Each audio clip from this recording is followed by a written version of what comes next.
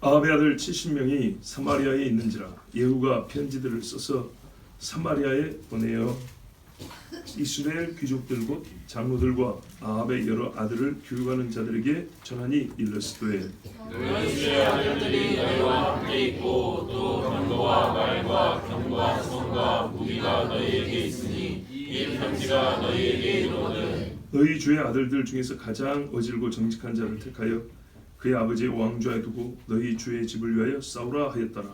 그들의 힘이 필요하여 이르되 두 왕이 그를 당하지 못하였거든 우리가 어찌 당하리요 하고 그 왕궁을 책임지는 자와 그 성읍을 책임지는 자와 장로들과 왕자를 교육하는 자들이 예후에게 말을 전하여 이르되 우리는 당신의 종이라 당신이 말하는 모든 것을 우리가 행하고 어떤 사람이든지 왕으로 세우지 아니하리니 당신이 보기에 좋은 대로 행하라 한지라. 예후가 다시 그들에게 편지를 붙이니 이르렀으되 만일 너희가 내 편이 되어 내 말을 너희가 들으려거든 너희 주의 아들 된 사람들의 머리를 가지고 내일 이맘때 이스라엘에 이르러 내게 나오라 하였더라. 왕자 70명이 그 성읍의 귀족들 곧 그들을 양육하는 자들과 함께 있는 중에 편지가 그들에게 이르매 그들이 왕자 70명을 붙잡아 죽이고 그들의 머리를 광주리에 담아 이스라엘 예후에게로 보내니라. 사자가 와서 예후에게 전하여 이르되 그 우리가 왕자들의 머리를 가지고 왔나이다. 이르되 두 무더기로 쌓아 내일 아침까지 문 너비에 두라 하고 이튿날 아침에 그가 나가 서서 뭇 백성에게 이르되 너희는 의롭도다. 나는 내 주를 배반하여 죽였거니와 이 여러 사람을 죽인 자는 누구냐? 그러면서 이제 너희는 알라 곧 여호와께서 아합의 집에 대하여 하신 말씀은 하나도 땅에 떨어지지 아니하리라. 여호와께서 그의 종 엘리야를 통하여 하신 말씀을 이제 이루셨도다 하니라. 예후가 아합의 집에 속한 이스라엘에 남아있는 자를 다 죽이고 또 그의 귀족들과 신뢰받는 자들과 제사장들을 죽이되 그에게 속한 자를 하나도 생존자를 남기지 아니하였더라. 예후가 일어나서 사마리아로 가더니 도중에 목자가 양털 깎는 집에 이르러 예후가 유다의 왕 아하시아의 형제들을 만나 묻되 너희는 누구냐 하니 대답하되 우리는 아하시아의 형제라. 이제 왕자들과 태후의 아들들에게 문하나로 내려가노라 하는지라.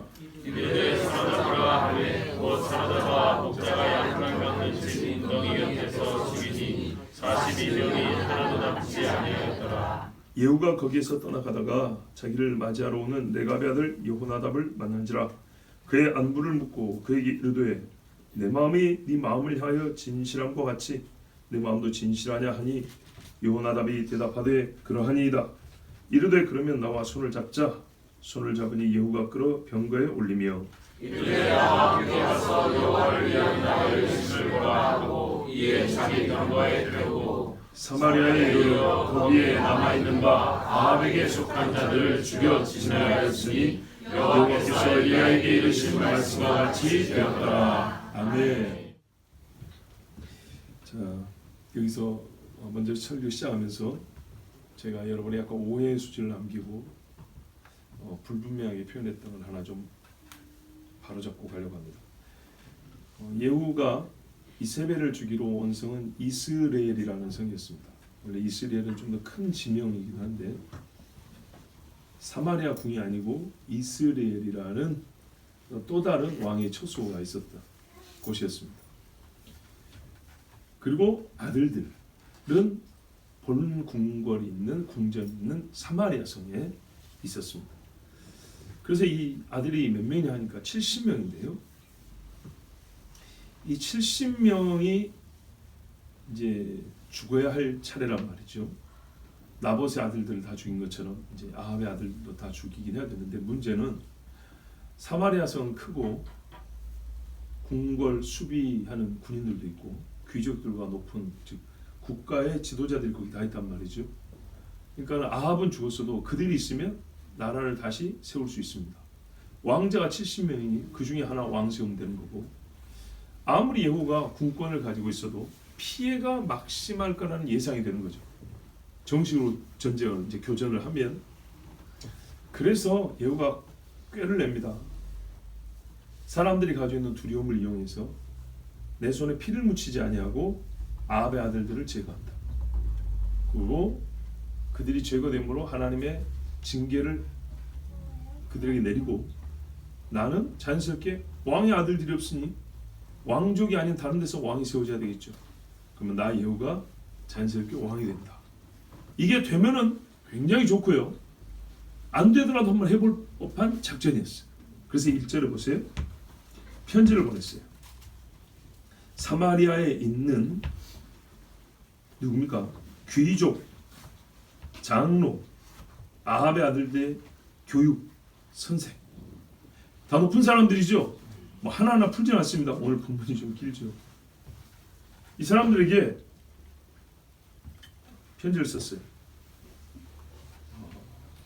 뭐라 그랬냐? 2절 이하에 보면 너희가 왕의 아들들을 다루고 있다. 즉 왕의 후보자들을 수십 명 데리고 있다. 좋다. 거기다가 병거도 있고 말도 있고 성도 견고하고 무기들도 잘 갖춰져 있는 사마리아 성에 있다. 잘 됐네.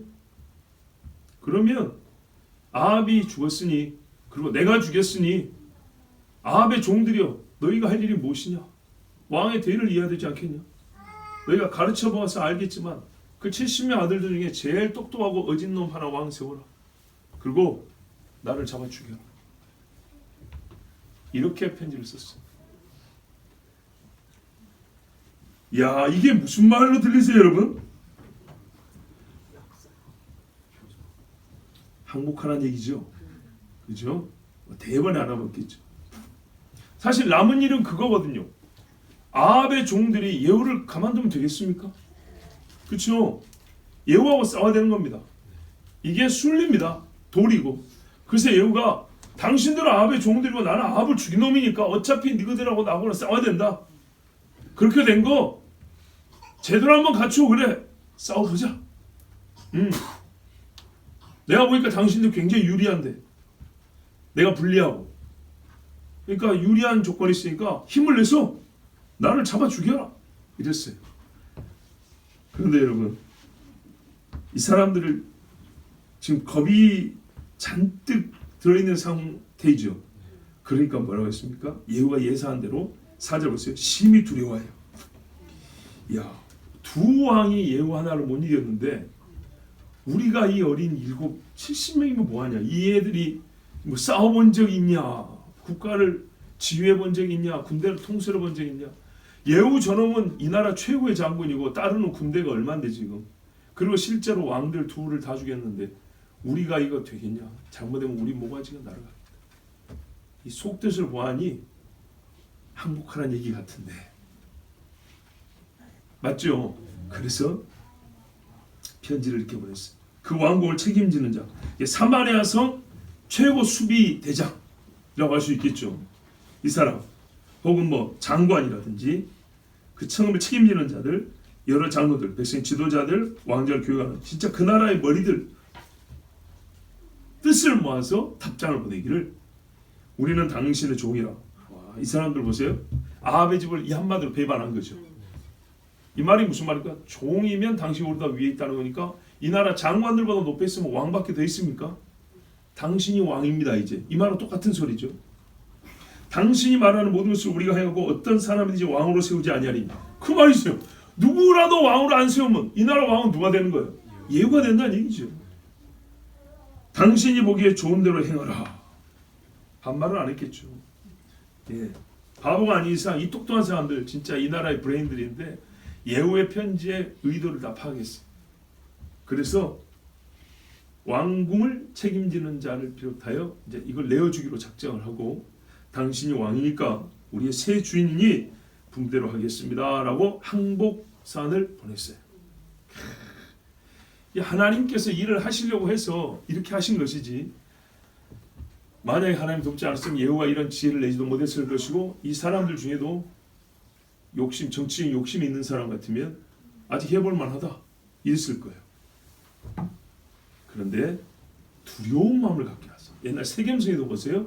그 일대에 가나안 족속이 야곱을 치면 야곱은 다 망한다고 무지하게 걱정을 많이 했죠. 근데 오히려 하나님이 그 사방에 두려운 마음을 줘서 못 다루겠죠. 예후가 편지를 받고 그래? 그러면 항복을 받아줄 것인데 조건이 하나 있다. 하나님의 사명, 주신 사명에 뭐냐면 예후의 집을 바하사와 여로보암의 집처럼 없애라고 그랬어요. 그렇죠? 그리고 본인이 아합은 죽였지만 70명의 아합의 아들들을 다 죽이는 수고는 굳이 하고 싶지 않았어요.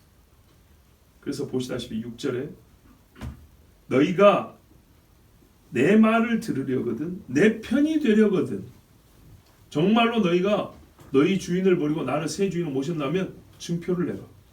그렇죠? 내 믿음을 보이라는 거죠. 그게 뭐냐? 말 그대로를 행위로 보이라는 거예요. 주인 바꿨다면서요. 그러면 원래 어떻게 하는 거예요? 옛 주인의 집을 없애야 되는 거죠. 그 아들 70명 목 다 잘라가지고 내일까지 이 편지가 도달하고 내일까지 사실 가까운 거리거든요. 내일 이맘때까지 딱 24시간 줄 테니까 그 목 70개 가지고 이리 와 그랬어요. 자, 안 하면 너희 목이 달아난다는 얘기죠. 참 일이 순조롭게 됐어요. 근데 보세요. 이 사람들 보니까 아합이요 왕이 그러니 그 종들도 그러하다는 걸 볼 수 있어요. 어찌 이 많은 종들 중에 하나가라도 우리 주인의 집을 지키자라고 말하는 사람 한 명도 없을까요? 다윗의 종들 용사들은 보세요.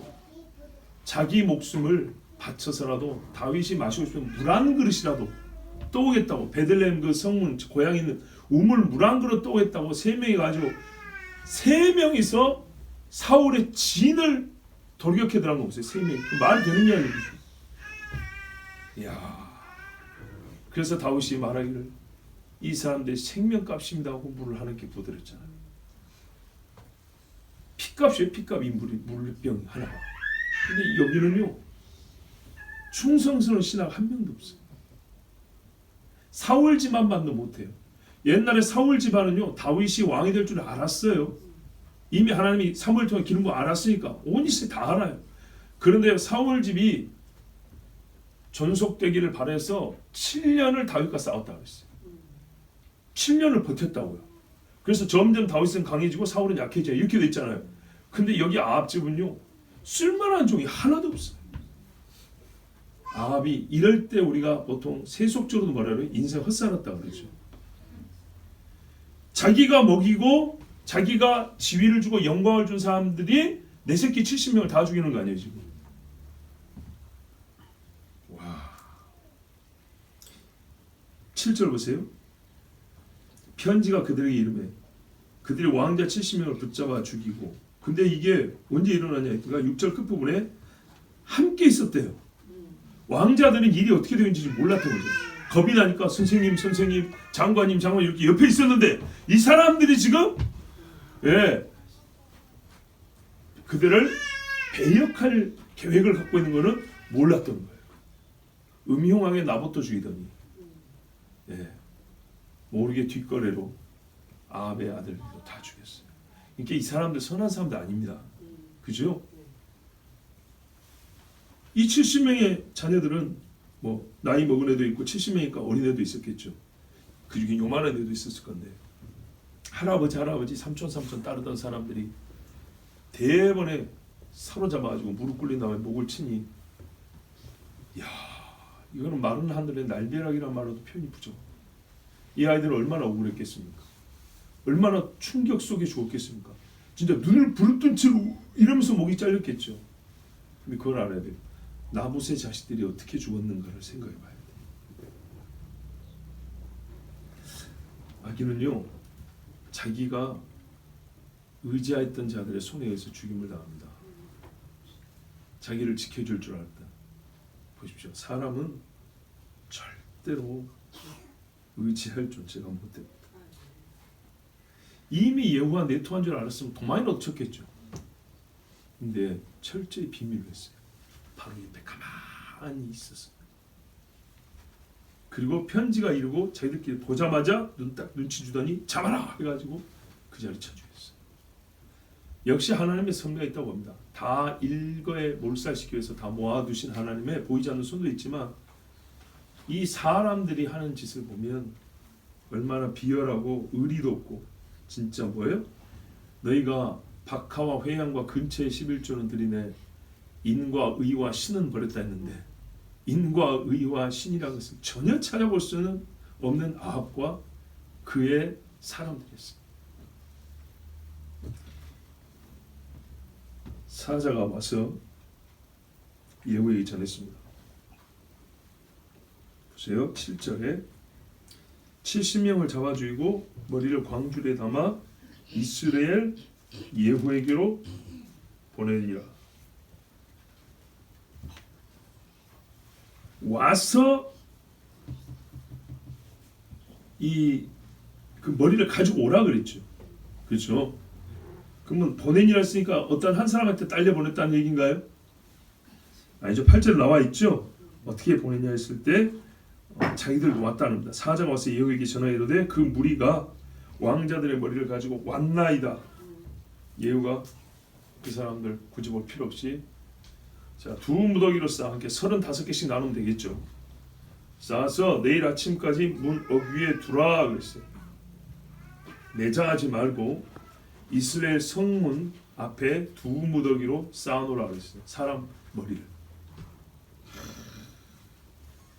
이것을 보면 모든 이스라엘 사람들이 이제 알겠죠. 아합의 집이 아합의 집 사람, 그러니까 아합의 씨는 없어졌다. 아합과 연합한 자는 어떻게 될 것이냐를 또한 경고의 차원에서 보여주는 겁니다. 이 말은 곧 혹여라도 예후에게 반기를 들 만한 사람도 없애는 그런 효과도 있죠. 야, 나도 잘못하면 이렇게 되겠구나.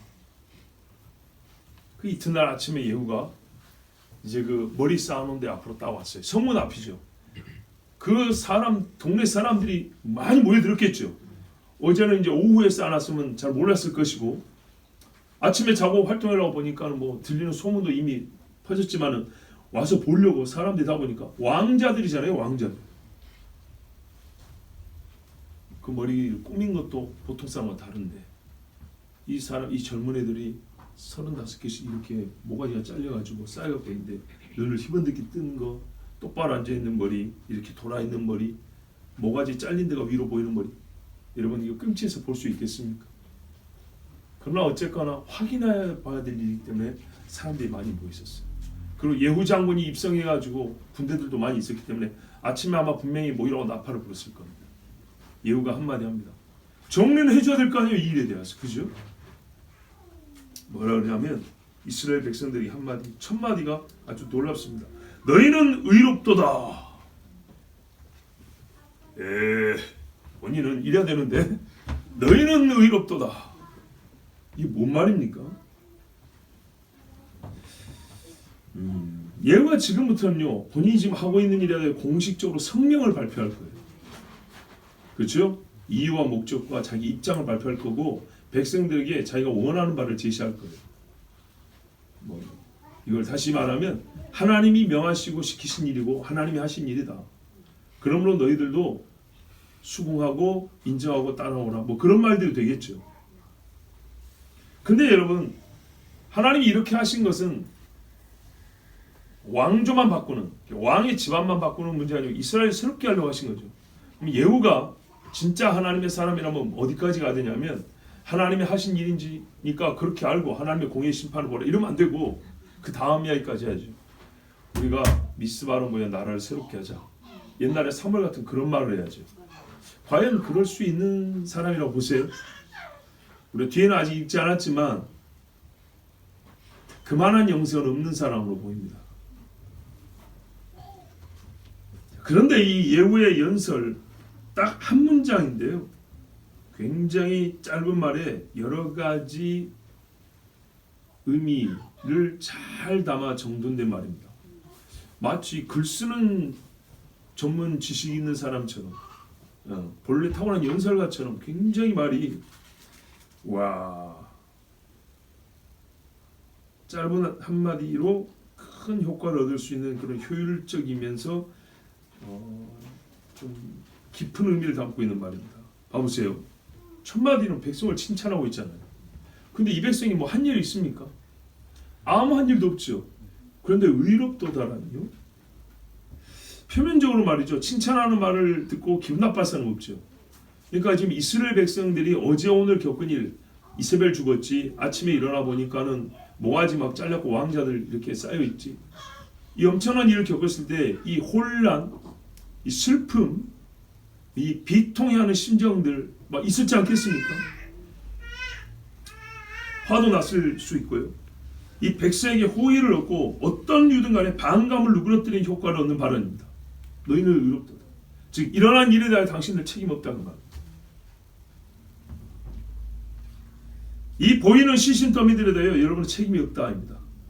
그런데 여러분, 이 말을 듣고 반감은 누그러뜨릴지 모르지만 기분 좋아서 웃을 사람 있을까요?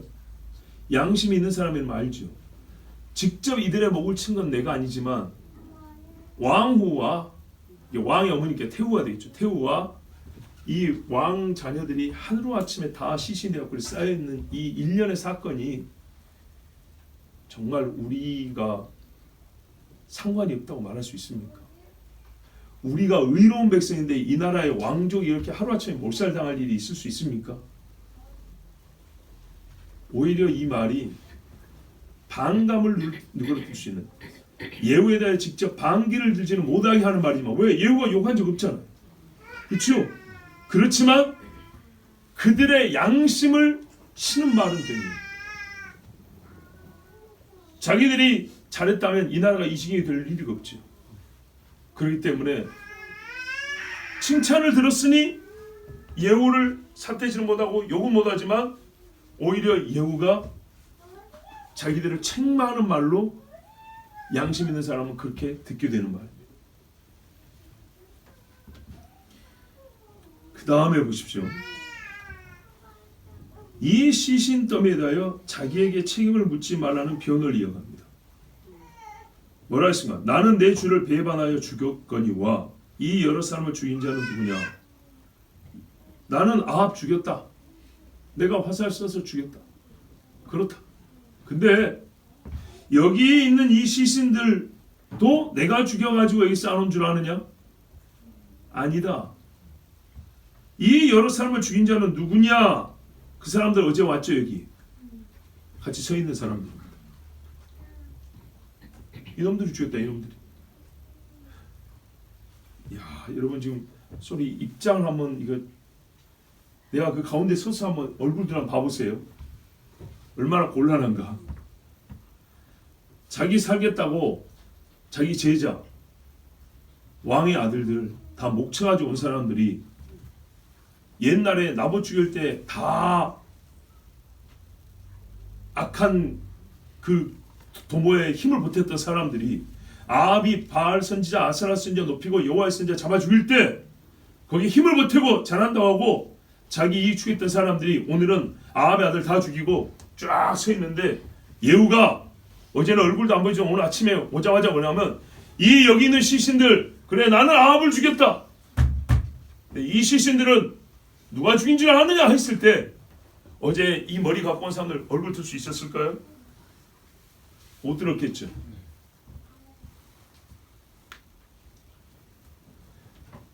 백성이 궁금한 게 이거거든요. 이 시신들은, 이 머리들은 누가 가져왔는가? 어떻게 하루아침에 다 70명을 다 잡아 뺄 수 있었을까?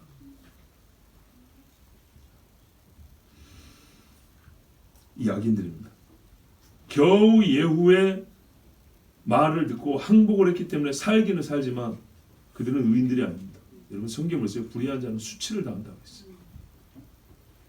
그들은 자기 주인을 배반한 자로 수치를 당하면서 죄값을 치르는 겁니다. 부끄럽게 목숨을 부지하는 사람들, 자기들의 피 흘린 손으로 자신이 누구인지를 밝혀낸 사람들, 자기를 고발한 사람들, 옛적에 나봇도 죽이고 아합의 집도 죽이고 이런 사람들이 나라의 지도자라고 서 있었어요. 죽음으로 공의로운 심판을 당하고 수치로 하나님의 의로운 심판을 나타내고 이 예후의 한마디가 참 지혜롭습니다.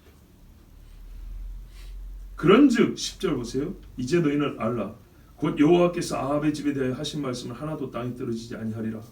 여호와께서 그의 종 엘리야를 통하여 하신 말씀을 이제 이루셨도다. 이 일은 전부 여호와께서 아합의 집에 대해 하신 말씀을 이루십니다. 혹 있을지 모르는 저항이나 예후를 거부하는 일을 이 말로 막았을지는 모르지만 아까 말씀드린 대로 여호는 하나님이 심판한다는 것을 이루셨다까지는 말했지만 우리가 회개하자, 다시는 이런 일이 반복되지 않도록 할 수 있는 일이 무엇이냐, 우리가 예루살렘으로 나아가자, 이런 말은 하지 않았어요. 이어지는 이 예후의 말들 또는 예후에 대한 설명들을 보면 예후에게서 하나님을 아는 지식과 섬기는 마음이 온전하거나 뜨겁다는 것을 발견할 수는 없습니다. 비유하자면요, 모태신앙으로 꾸준히 교회 생활을 해온 사람 비슷한 느낌입니다. 꾸준하게 교회 생활을 해온 사람 같은 느낌. 뜨거움이 없어요. 군인으로서 치고 죽이는 특기를 살려서 하나님이 시키시는 일은 잘하는데 자기 특기가 그거니까. 그런데요, 딱 시키는 일을 할 뿐, 그걸로 잡으시면 대단합니다. 여호와를 위한 나의 열심을 보라, 대단한데 진짜 열심 있는 사람은 그보다 더 하거든요. 다윗같이 해야 된단 말이죠. 하나님 사모하고 뜨거운 마음을 가진 그런 사람은 못 됐어요. 이게 왕이 되기 전까지는요, 바알 선지자를 죽이고요, 왕이 된 후에는요, 한 일이 없어요. 왕이 됐으면 더 큰 힘을 가지고 집권하는 동안에 진짜 이스라엘답게 만들기 위해서 애를 써야 될 거 아닙니까? 그런데 이스라엘을 이스라엘 되지 못하게 한 사람들을 처단하는 데는 굉장히 잘했는데 본인이 왕이 된 다음에 이스라엘을 이스라엘 되게 하는 데는 한 일이 없어요. 거룩한 일에 대하여 배우지 못하고 사모함이 적은 사람들은 딱 여기까지입니다. 그리고 이제 예후가 이스라엘에 남아있는 아합의 집에 속한 자들께, 아합의 일가 친척들 다 잡아 죽였어요. 그리고 그의 귀족과 신뢰받는 자들, 제사장들까지 죽였는데 여기서 제사장이 여호와의 제사장은 아니죠. 그렇죠. 바알을 숭배하는 자들이고 또는 가짜 여호와의 제사장들이죠. 산당에서 하나님을 섬김네 하면서 고기나 뜯어먹고 우상 숭배하게 만들었던, 율법을 어그러뜨렸던 그런 사람들이죠. 보니까 죽이는 거는 시원하게 잘합니다. 그러나 여러분, 악인을 제거한다고 의인이 태어나지는 않습니다. 그 다음에 이제 사마리아로 돌격합니다. 이제 텅 비었죠. 사마리아로 가는 길에 목자가 양털 깎는 집에 이르렀다 그랬어요. 여기가 어디입니까? 다른 설명이 없는 걸 볼 때 여러 양털 깎는 집 중에 하나 이거나 아니면 너무 유명해서 이렇게만 말해도 알아먹는 집이거나, 그렇죠? 여러분 어떻게 생각하세요? 후자라고 보이죠? 왜 그러냐면 13절에 보면 유다와 아시아의 형제들이 일이 어떻게 지나니, 왜? 너무 빨리 진행이 되니까 지금 2, 3일 정도에 일어난 일을 다 못 들었어요. 아직 자기들 왕 죽은 건 맞고 예후가 아합이 죽은 건 아는데 이세벨이 죽었니, 그 집 아들들이 죽었니, 요거는 몰라요. 왕이 죽었으니까 문상한다고 가고 있는 거죠. 그런데 여러분, 유다의 왕족들이 오솔길을 걷겠습니까? 왕의 대로는 하여튼 큰 길을 따라가겠죠. 큰 길을 따라가니까 지금 여기 그 옆에 양털 깎는 집이라 했으니 어디 시골 한 구퉁에 있는 그런 곳이 아니고 말 안 해도 알만한 어떤 양털 깎는 집이었다. 유명한, 크고, 거기라고 보는 겁니다. 그쯤에서 쉬고 있었겠죠. 그러다가 사마리아로 이제 거의 다 와가는 지점이죠. 둘 다. 길목에서 만났는데 예후가 딱 보니까 유다 사람들 모참이란 말이에요. 너희는 누구냐 그랬어요. 누군데 이렇게 잘 차려입고 무리를 지어서 사마리아로 가고 있냐. 이게 사마리아 가는 길인데. 물었더니 자랑스럽게 뭐라 그래요? 우리는 아시아의 형제라. 왕자들과 태우의 아들들에게 문하나로 내려가노라. 어제 다 죽었는데 모르고. 근데 왜 문화를 해야 됩니까? 기쁜 일이나 안 좋은 일이나 둘 중에 하나인데 아합이 죽었잖아요. 그러니까 나름대로 문상하고 위로하러 간다는 겁니다. 서로 어쨌든 사돈지간이고, 그죠? 외갓집이잖아요, 외갓집. 그러니까는 갔다는 거예요. 하하, 사로잡으러. 그래서 목자가 양털 깎는 집 웅덩이 곁에서 죽였다 했습니다. 42명이었어요. 하나도 남지 아니하였더라. 아니 예후가 참 겁이 없는 사람은 맞습니다. 유다의 왕도 죽여버리지, 그 왕족도 죽여버리지. 여러분 여기서 보십시오. 유다의 자식들이 아합 집의 자식과 똑같은 결말을 맞았습니다. 유다의 왕이 아합과 같은 결말을 맞았고, 아합의 아들, 그러니까 아합과 같은 결말을 맞았습니다. 왜 그렇습니까? 그를 의로운 대로 데려온 게 아니라 본인이 그 악한 길을 같이 걸었기 때문에 악인의 결말에 똑같이 처해지는 겁니다. 의인의 모임에 악인이 들어오지 못합니다. 악인은 악인의 모임, 악인의 회에 들어갑니다. 정말 여러분, 내 자신이 의로운 사람이 될 것이며 사귀는 사람들 꼭 좀 좋은 사람 좀 사귀세요. 우리가 어이구 제비처럼 생겼네, 사기꾼이 생겼다, 보면 모릅니까? 보면 되게 보이던데 말 좀 들어보면 말재주가 좋구나, 말재주는 좋은데 정직하지는 않구나 사람이. 이거 못 느껴집니까 여러분? 느껴지잖아요. 어떤 사람은 참 투박한데 그래도 순진하네, 느껴지잖아요. 근데 내가 어떤 목조한 게 있으면 그걸 무시하려고 그런다. 하나님이 그걸 참 잘 가르쳐 주시는데. 봐보세요. 15절에 예후가 그들을 죽이고 가는데 말입니다, 자기를 맞이하러 오는 레갑의 아들 여호나답, 유명한 이분이 이제 여기 나옵니다. 그의 안부를 묻고, 누가 누구에게 안부를 물었다는 거예요? 예후가 여호나답. 그렇지, 예후가 여호나답이에요. 자 봐보세요. 예후는 아합 집에 종으로 했던 장군이잖아요. 군인입니다. 여호나답은요 레갑의 아들이죠. 이 사람은 아합이 다스리던 시대에, 그의 아들이 다스리던 시대에 경건하게 사는 사람이었습니다.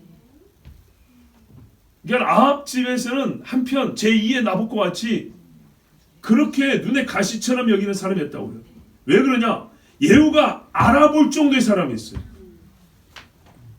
아합의 수족이었던 예후도 알아보고 존경을 표할 만한 사람이 여호나답이라는 사람이었어요. 알아본다고요. 보인단 말이죠.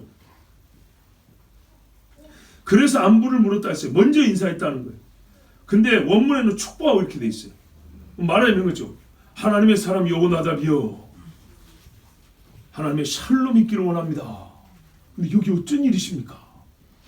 이렇게 말했다는 거예요, 예후가. 근데 여호나답도 하나님의 감동을 따라서 예후를 맞이하러 오는 중이었어요. 이 사람이 아합의 집을 치고 하나님의 종으로 살고 있기 때문에 얼굴을 보고 그를 축복하고 그와 함께 오고 싶어서 당대에 나시린으로 살고 있던 여호나답이 예후를 맞이하러 왔다고요. 영접하러.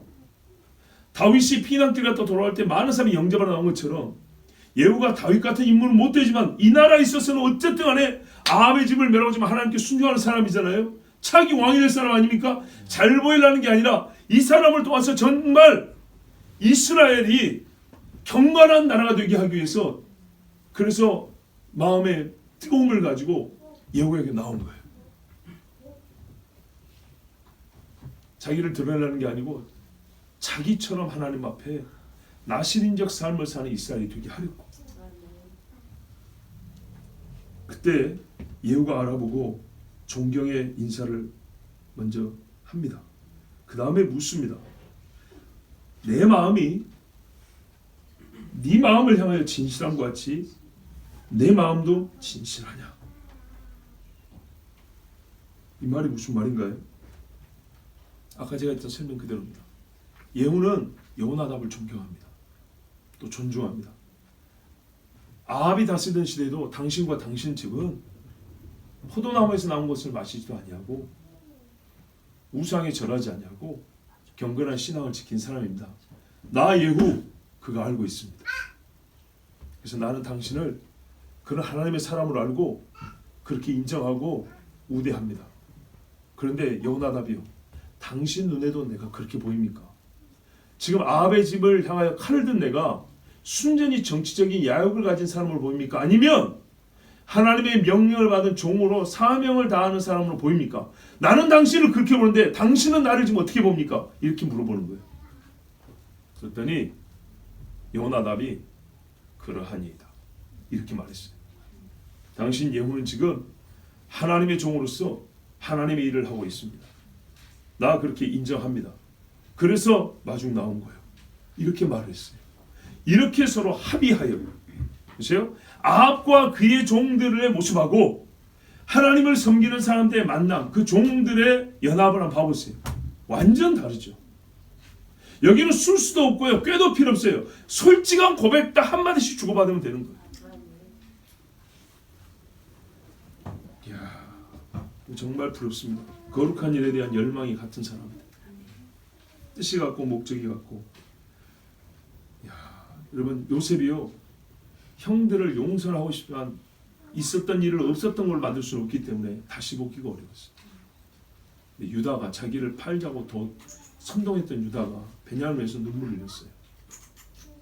요셉은요, 유다와 함께 이스라엘을 거룩한 백성을 훈련시켜야겠다고 작정했을 겁니다. 그리고 보세요. 출애굽할 때 어느 족속이 제일 강한지. 처음부터 에브라임과 유다입니다. 완전히 하나님 앞에 사로잡힌 사람이 됐을 때 그 12형제들 중에 이 두 형제가 가장 큰 지파가 되고 이스라엘을 지도하는 지파가 됐습니다. 모세와 여호수아를 옆에 두니 얼마나 듬직했을까요? 바나바가 바울을 만나니 교회를 일으킬 힘이 크게 일어나지 않았겠습니까? 바울이 디모데를 만나보니 장차 주의 성도들을 강건하게 양육할 제목으로 보이지 않았겠습니까? 주께 순종하는 남자와 여호와를 경외하는 남자가 만나면 얼마나 큰일 날 수 있는지 모릅니다. 그러나 안타깝게도 우리가 알거니와 예후는 여호나답만 못하여 4대 만에 끝나버립니다. 그러나 여호나답의 집은 예레미야까지 300년. 어마어마하죠. 그 예수 모실 때까지. 그래서 한번 내가 이런 일을 했어, 이 일에 나는 뜻이 있어, 이거 갖고 되는 게 아닙니다. 매사가 나실인적인 신앙생활을 해야 됩니다. 나와 함께 가서 여호와를 위한 나의 열심을 봐라. 여기서 보세요. 열심이 없다는 게 아니라 대부분 기분 좋고 이렇게 표현하는 거 보세요. 예후의 이 자신감 넘치는 말, 내가 끝내버리겠다. 네, 아직 조금 남았는데 확실히 끝내겠다. 결의는 알겠어요. 당시에 내가 자신 있게 말하고 나 반드시 했다. 나 그런 사람이다. 한다. 여기까지 알겠는데 무게감은 없잖아요. 힘을 가진 자의 자신감과 믿음 깊은 자의 무게감은 다른 겁니다. 이게 예후와 여호나답의 차이입니다. 믿음이 큰 사람은요, 무게감이 있어요. 그런데 재능이 있고 자신감이 있는 사람, 힘이 있는 사람은 자신감은 있어요. 여러분, 이 자신감이 다 오래 못 갑니다. 정말. 사마리아에 둘이 도착했습니다. 아직도 도망 안 가고 아합에게 속한 사람들로서 남아있는 사람도 있었습니다. 이것도 참 희한합니다. 도망가야 되는 거 아닙니까? 왜 도망을 안 갔을까요?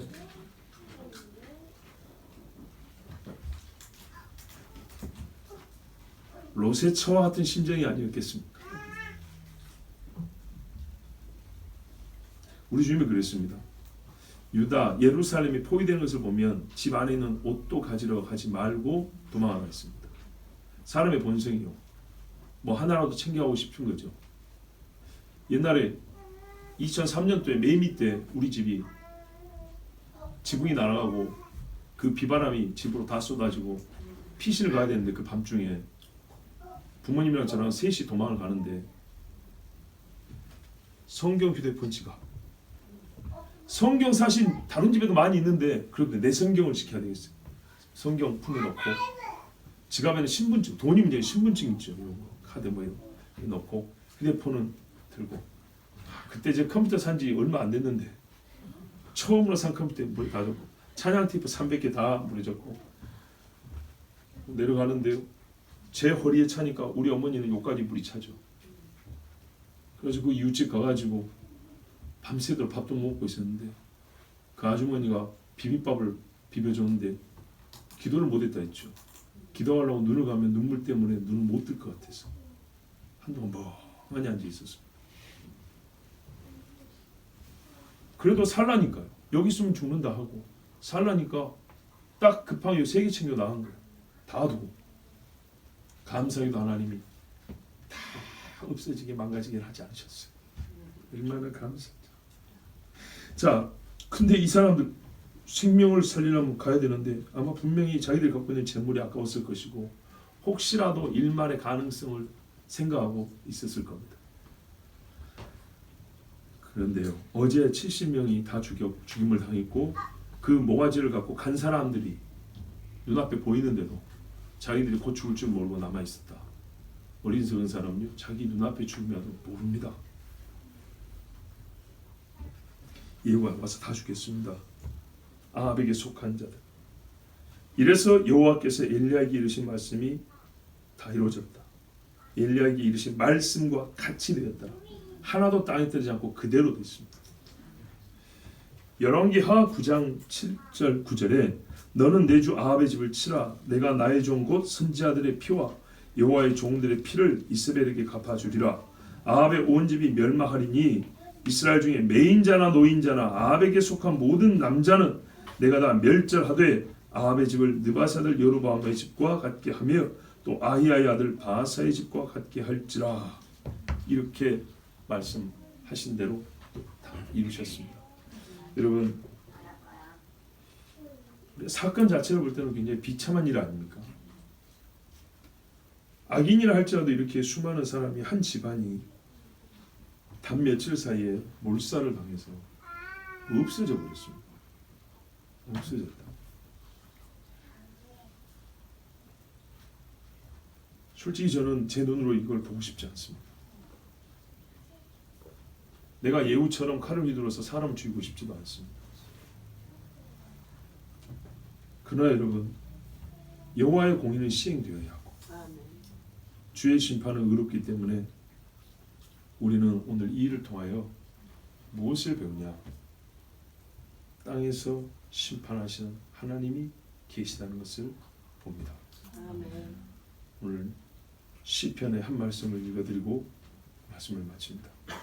시편 58절 10절 11절에 의인이 악인의 보복당함을 보고 기뻐하며 그의 발을 악인의 피에 씻으리로다. 그때 사람의 말이 진실로 의인에게 갚음이 있고 진실로 땅에서 심판하시는 하나님이 계시다 하리로다. 아멘. 예, 아합이 믿긴 하지만 아합을 죽여 없애는 것 자체가 목적이 아닙니다. 의인의 신원하심, 의인을 위하여 그 피값을 갚아주시고 땅에 심판하시는 하나님이 계심을 이스라엘로 알게 하려고 하나님이 하신 일입니다. 그러므로 우리는 시편 고백과 같이 하나님을 찬송할 것이고 우리 하나님을 항상 악인이 횡행하는 이때도 신뢰할 것입니다. 우리 같이 기도합시다. 하나님은 살아계시고 땅에서 심판하시는 분이십니다. 아버지 하나님, 우리의 일거수일투족을 보시고 의인은 의인대로 악인은 악인대로 판단하시는 분이십니다. 세상에 어떤 이도 이렇게 가릴 수 있는 능력이 없고 정확하게 그 무게를 달아서 심판하는 심판장도 없습니다. 오직 우리 하나님만 그렇게 하십니다. 땅에 계시는 하나님, 하늘에 계시는 하나님, 하늘에서 굽어 살피시고 또 땅을 다스리며 땅에서 심판하시는 하나님, 누가 이 사실을 알려줍니까? 어떤 지혜자가, 어떤 학문만이 배운 자가 말해줄 수 있습니까? 아무도 그렇게 하지 못합니다. 오 주여, 우리가 땅에서 심판하신 여호와를 봅니다. 하나님이 나를 심판하사 채찍으로 때리셨으며 매로 때리셨으며, 하나님이 또는 나를 판단하사 너의 무게가 많이 나가는구나 하고 칭찬하고 상을 주셨습니다. 하나님이 나를 아시사 나의 발걸음을 삐뚤은 데서 걷게 하셨습니다. 질퍽한 땅에서 단단한 땅으로 올려주셨습니다. 안개수에서 미혹하여 넘어지지 않도록 잡아 끌어주시고 계십니다. 땅에서 심판하시는 하나님, 하나님께서 구원하시고 작정한 자들을 악에 소멸되지 아니하도록 죄로 망하지 않도록 이끌고 계십니다. 하나님께 감사하며 하나님의 의로우심을 칭송하며 우리 주여 한번 부르기도 하겠습니다. 주여!